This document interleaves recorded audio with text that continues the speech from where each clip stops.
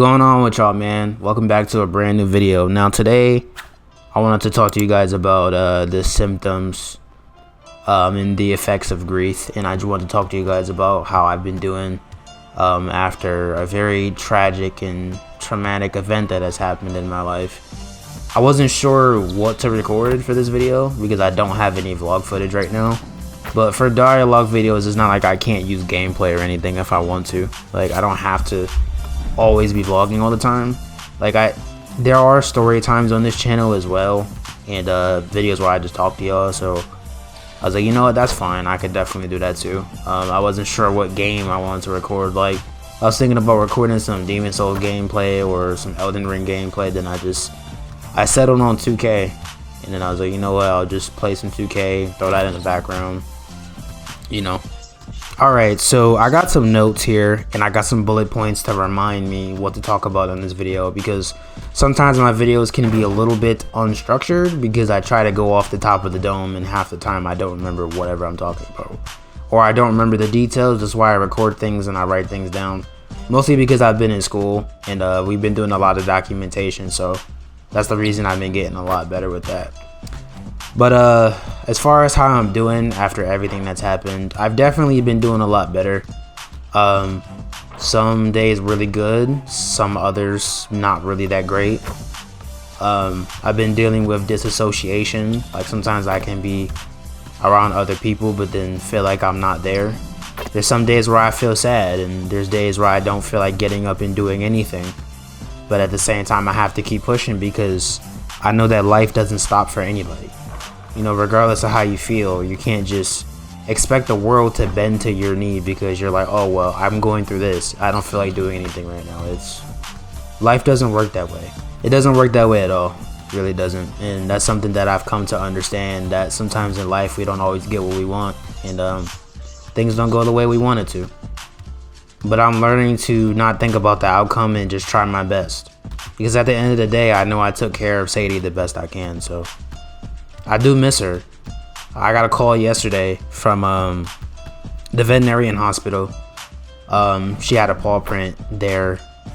They were like, oh, you know, it costs $80 for this. And I'm like, I don't have the money for that right now. And I was gonna get a chain with her picture in it anyway, because I like necklaces and like, you know, Cuban links, chains, bracelets, stuff like that. So, and it's like $12 on Amazon, and I can put her picture in it. It is gonna be like HD. It's gonna look really nice. So I'd rather do that instead of spending $80 on a paw print. Like, don't get me wrong, the paw print will come from her paw, and that is special, but I'd rather do something that's cost efficient anyway. I think $80 for that is crazy. And when one of the nurses told me that, you know, they had to cremate her, you know, they had to burn her body and everything. Like, she didn't get into detail, but me understanding what cremation means, it made me sad. I'm not gonna lie. I just sat there and I just kneeled on the ground after I got off the phone, and I just took a deep breath because I felt sad after I thought about that. For the most part, I feel like besides the occasional sadness, disassociation, and also a bit of physical pain, because my body was like feeling sick and my immune system felt weak, and I felt like all dizzy and stuff a couple of days ago, and like I couldn't walk steady on my feet. It was strange, and I didn't know that those were symptoms of grief too, like your jaw getting tight, like your jaw kind of like locking up, your bones kind of locking up, stuff like that. I didn't know that. Even my stomach was burning. It was a bunch of different things I didn't realize that had to do with grief. I didn't know that it affected you physically too, because I would say spiritually and mentally I definitely feel a lot better, you know, because the Lord has been helping me in this process, and I thank God for helping me a lot, because, you know, it's been tough. Some days I wake up, I don't even feel like I know what I'm doing. Like I don't be knowing what day it is sometimes when I get up. It's hard for me to focus more than other days. A lot of things that were easier for me to do, like when it comes to my schoolwork, and not even just that, basic things as well,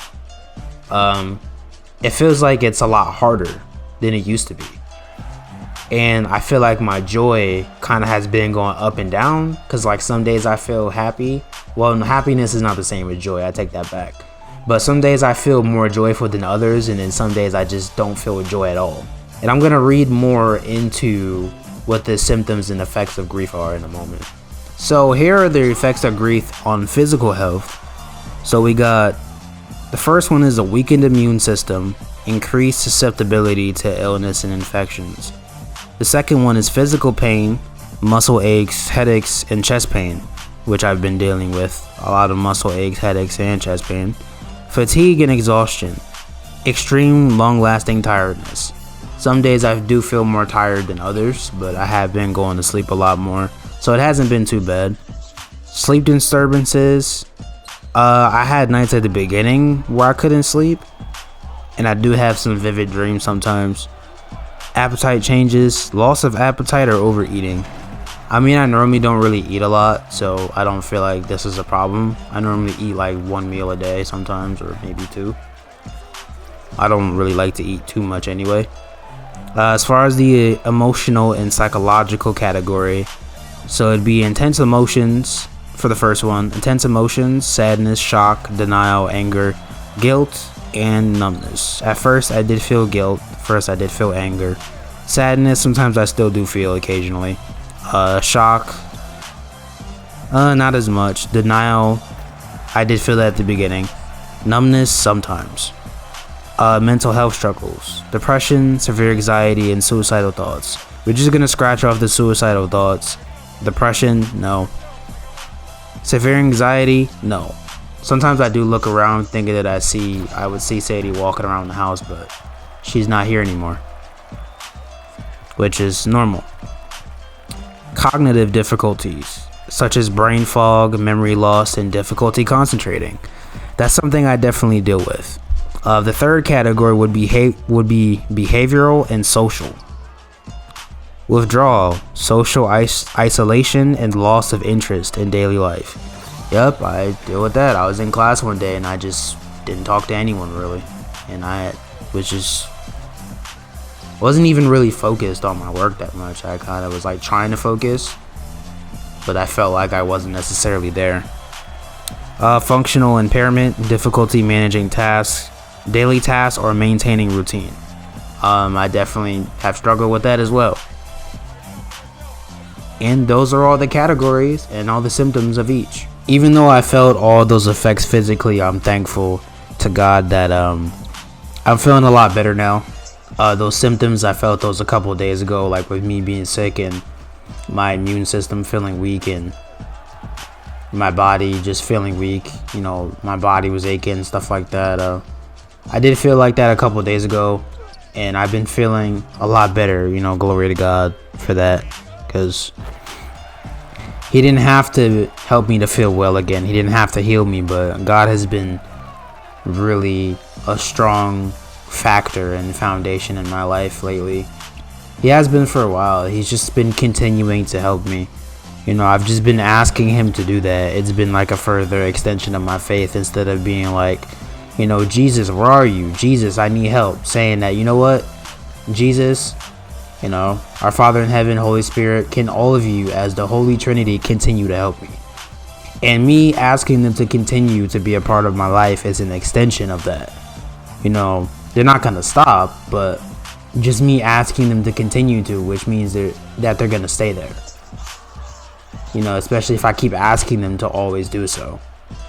No matter how hard things may get, or no matter how I might feel one morning when I wake up, you know, so that relationship between all of us, you know, stays the same, and it doesn't change just because of what's going on. And I've been doing really good, you know, submitting all these things to God, and you know how I handled everything. And I know because of how I took care of Sadie and how I handled the situation, I know the Lord will remember that, and He'll reward me for it as well, because what I did was righteous. You know, I took her in like, you know, how our Father in heaven took me in, and He adopted me into a brand new family. And you know, when I seen her in the hallway and she didn't have anywhere to go and anywhere to sleep, I just thought about myself and, you know, what I was going through before, and how when I was homeless and everything like that happened, you know. just thinking about what God did for me, I want to repay, you know, one of his creatures, you know, that same favor, without expecting anything in return at all, because that's not the type of person I am. I don't expect anything from anybody. I just do things because, you know, it's morals over rules, because I know it's the right thing to do. Man, I thought this video was gonna be like super long, but hey, that's what happens when you're organized, and that's what happens when you write notes, because this video is actually shorter than I thought it'd be. I have the gameplay extended for like 20 minutes and this instrumental extended for about the same time as well, and I'm gonna have to cut it down, which I don't mind doing. The one main thing I definitely appreciate and I admire when it comes to how I handle the situation was that, you know, I gave myself the floor to be vulnerable, and I didn't hold in my emotions, because I would have did that years ago when I was younger. I don't do those things anymore. Like, I don't care if I'm vulnerable in front of people and I show my emotions, even if it's random strangers. A lot of people don't really have the strength, and not even the free will, you know, because God all gives us free will. I mean, he gives us all free will, but just, you know, to not care about it or think about it. You know, I don't care about the outcome or what people think of me or anything like that. And, you know, God tells us to walk in freedom, so there's nothing wrong with me crying on the bus if I need to, which I did, in fact. And I'm not ashamed to admit it, because I'm human like everybody else. You know, so that's something I probably wouldn't even have said years ago, or wouldn't have really told anybody. Probably would have kept it to myself, but you know, I'm a totally different person, and more every day, you know, God is instilling within me, you know, his word, his daily bread, and also different fruits of the spirit, you know, to help me grow further into the man that he wants me to become. So a lot of those things aren't the same anymore, and I'm glad that I've changed and I've grown so much from who I was before. But I just wanted to leave you guys with this. My biggest takeaway for this situation, it showed me my character within myself. Like, I saw some old patterns coming out of, you know, when I was going through this, you know, as I'm still going through this process of grieving at the beginning. But once I noticed that it was happening, I toned it down, and I didn't allow it to, you know, steer me off the path and trick me out of my spot, because I missed class for like 4 days in a row, and I didn't want to be in class. I'm gonna be honest with you, but I made that time up these past 2 weeks, and I caught up with all the material that I missed, all the days that I missed in this tech school that I'm in. As long as you're consistent in class for about 2 weeks, you get the warning removed. So I haven't missed a day for the past 2 weeks, and I got the warning removed, so I'm proud of myself. You know, I took those days to myself, but I didn't let it get to a point where I got kicked out of the school because of me being sad and going through a situation. You know, because I asked God to get into the school. You know, he told me to apply, that I should, and he even opened up the door for me, and I was in heavy prayer, but and I felt it in my spirit that I was going to get into this school. You know, so that's another thing I'm able to take away from the situation. I was able to take, you know, even all that pain and still turn it around into something positive, and that's something that's a really strong part of my character. But yeah, I want to thank you guys for watching this video. I appreciate all of you for taking the time to watch. I appreciate all your prayers, all the likes and the comments and everything, and all the support. Even the people that watch and don't say anything, I still appreciate you anyway. Even if you, you know, you support me from a distance or just without saying it, I appreciate that too. But anyway, man, I just wanted to say I love you all. I pray that God covers you, carries you, protects you, continues to keep you in his hands. And yeah, man, I'm out. Peace.